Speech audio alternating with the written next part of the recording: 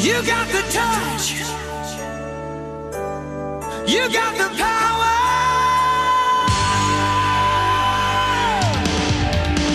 Yeah.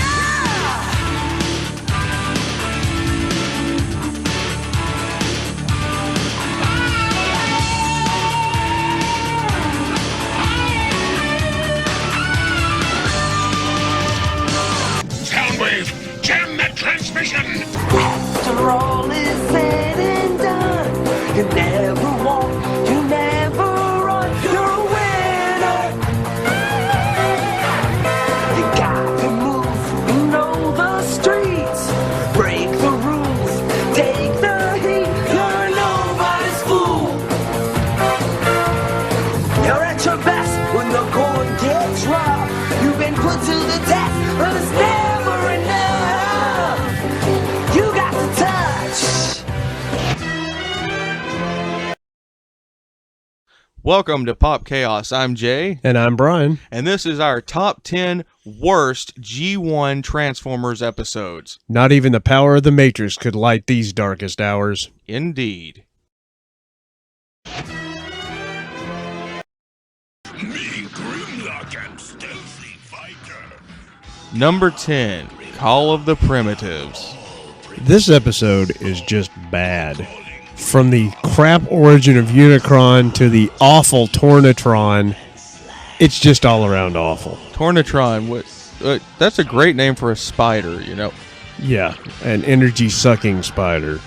Yeah, that's basically the premise of this episode. Something about this energy-sucking spider disables all the Transformers except for the Primitives, hence the name. Yeah, and believe me, the spider isn't the only thing that sucks in this episode. You're not saying this episode sucks, are you? Yes, I am. Oh, yeah. That would be why it's on this list. Grimlock saved universe. Oh, Grimlock hero.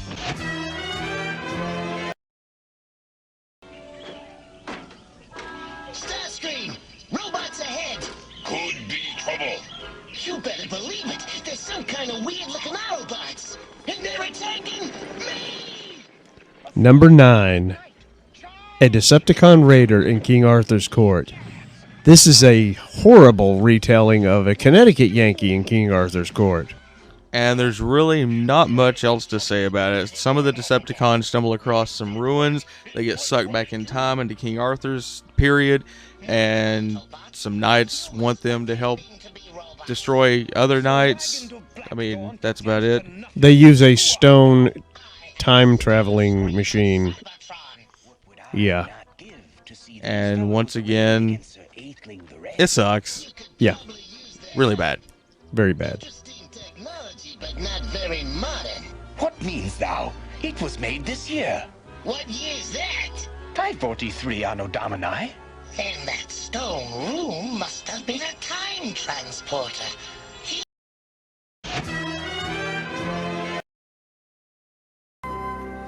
Oh, Sea Spray, my friend. I did love you. You did? Really? Sea Spray? I think so. Wait a minute. There. How do you like that? Number 8, Sea Change. And what a change it is. Yeah, it changed from being a good series to a bad episode. Yeah, I'm telling you. I mean, there was another episode where some of the Transformers changed into human form, but not anything quite like this. No, this involved these people who could become mermaids with this transformation puddle or something, and Sea Spray falls in, or he jumps in and becomes human except his feet, and then later on the girl who loved him, she transforms into a robot herself, and it's I don't know. Auto humping at its best. In number 8, Sea Change. Then alert the droids. I am Alana. Thank you for saving my life. Sea Spray here at your service. Is something wrong? Your face is turning red. I feel like an absolute bloody fool. This is disgraceful. This is humiliating. Number 7, the girl who loved Powerglide. I thought it was the girl who penetrated Powerglide. Yeah, something like that. Oh, yeah. Okay, well. Don't forget the Autobot bitch slap. This episode is just bizarre. For some reason, Powerglide decided this girl jumping up and hugging him deserved to be smacked like a bitch and bounced off the ground like a fucking basketball. And then she comes back for more. It's just one of the weirdest episodes. You've got to see this one. It's very, very bad. Oh, yes. Died, okay? And he left the company to me. We've got to find out why they want you. I want to go flying. I'll send you flying. Hold it, hold it, hold it! This picture's supposed to be an action picture, right? Correct. So we need plenty of action. We'll work it into the picture. You're all hired. You boys start today as my new stunt vehicles. Hey, boys, we're gonna be movie stars! Yeah! Number 6, Hoist Goes Hollywood. It's the story of Hoist getting a acting job on a movie set, and the rest of the Autobots go nuts. Don't you mean Moist? Yes, Moist. Yeah, that's what the director calls him, Moist.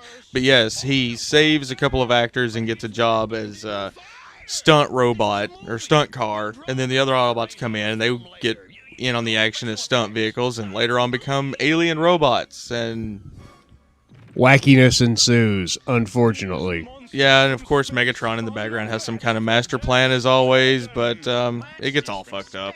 As always. I'd rather do the stunt crashes. What is a ninja? An ancient Japanese warrior capable of amazing feats of skill and daring. Yeah, I read about them. Ninjas were deadly assassins. Number 5, Enter the Night Turd. Bird. Yeah, Night Bird. That's it. Tweet. This is the story of a racially horrible caricature Japanese man who builds a robot ninja and Megatron steals it for some reason or another. I have no clue. I think don't they reprogram it to try to destroy all the Autobots? Yeah, that never works. No, it doesn't. And so you have this female ninja, which is the Night Turd. And it stinks. Yes, very much so. Night Turd. Yeah. Boop. I don't understand it, Prowl. Why would the Decepticons steal the ninja robot? They already have a formidable fighting force. I don't understand anything the Decepticons do. Yeah, it's over my head, too. But if we're gonna find her for Dr. Fujiyama, we have to get a fix on what the Decepticons have done with her. Well, we can't expect her to come to us. We'll have to find her. Fascinating. Fascinating? You better do something before he... Crimson! Number 4, the Crimson! Megatron creates an electronic queef. Yeah, that's about the gist of it. And it goes on a rampage and it does shit and it's awful. Yeah, it gets inside the Autobots or anything electrical, shorts it out, fucks it up, does all-around damage, goes to Japan, gets big, spawns a bunch of other little Crimzeeks, and yeah, that's pretty fucking stupid, really. It's like an electronic gremlin. Pretty much, so yeah. Fuck the Crimzeek. Ugh.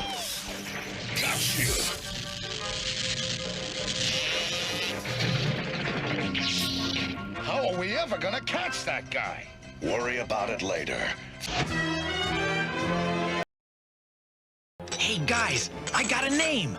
I call it a Biotronic Operational Telecommunicator, which pretty much describes its function. If you say so. If you take the first letter of each word, you get bot. Number 3, bot. It's the story of a bunch of fucking losers who build a robot and they call it Bot. Bot. B-O-T. Bot. And they use Onslaught's personality chip or something in it. Anyway, they're fucking rocket scientist high school students who go in a junkyard and dig around and create something that looks like it's a pot-bellied piece of shit. Yeah, and then it runs amok. Oh, did you see what I did there? Yeah, it runs a shit's what it does, and this episode follows suit. It only gets a little bit.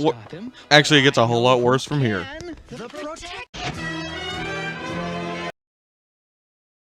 You see, Wheeljack? You're not the only mad scientist around here. Number 2, Autobot Spike.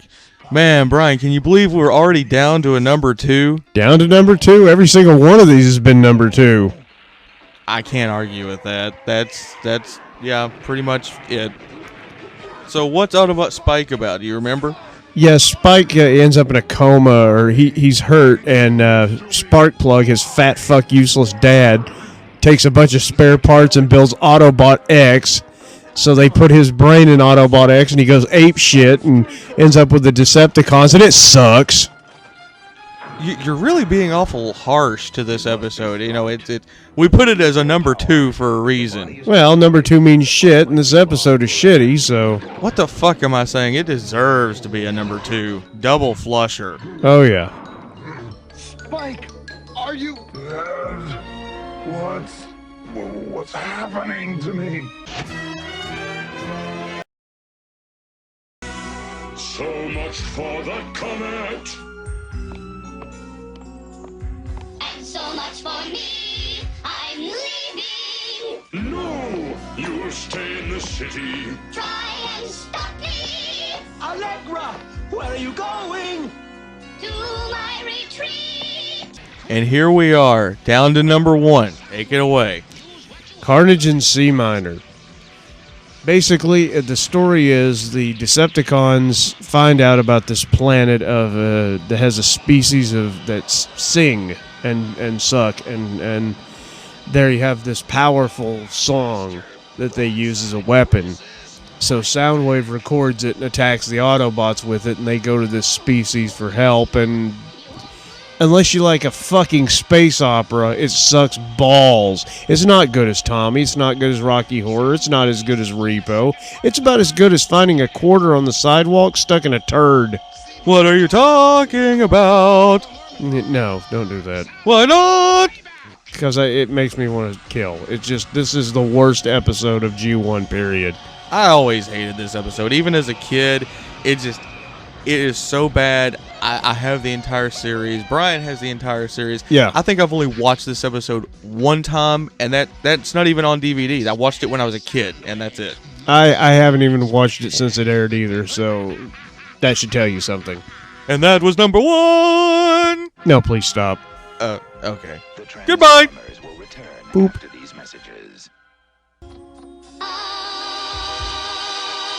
Soundwave, are you getting this? I am